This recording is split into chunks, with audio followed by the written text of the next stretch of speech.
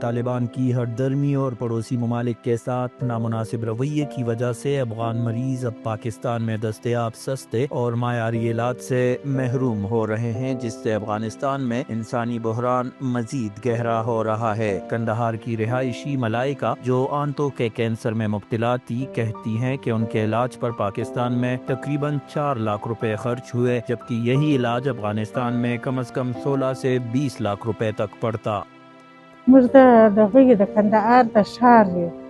تللي وو اسلام آباد ته ور یو 3 میاشتې تېرې کړې، بیا بېرته رالو کوټې ته، بیا هم بېرته دا وروستو اسلام آباد ته، او د دې علاج پاک خدای وکړي د اسلام آباد په ډاکټرانو، د افغانستان ډاکټرانو ویل دا داسې دی هسې دی اپریشن کوو یا داسې کوو داسې کوو،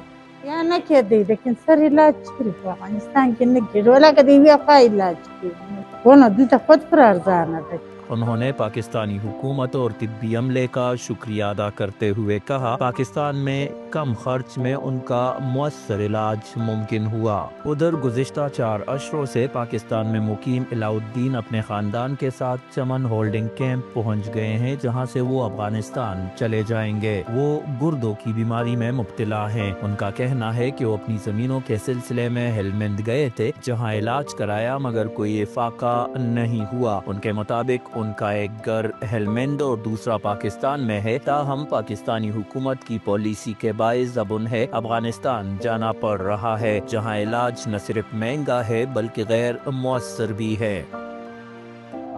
اسی طرح لشکر کے رہائشی عبدالقیوم، جو ڈائلائسس کے مریض ہیں، بتاتے ہیں کہ افغانستان میں ایک مرتبہ ڈائلائسس کی فیس 5000 افغانی، تقریباً 20,000 پاکستانی روپے ہے، جبکہ پاکستان میں یہی علاج تقریباً 2500 روپے میں ہو جاتا ہے۔ ان کا کہنا ہے کہ افغانستان میں علاج مہنگا اور سہولیات محدود ہیں، جس کے نتیجے میں مریض شدید مشکلات کا شکار ہیں۔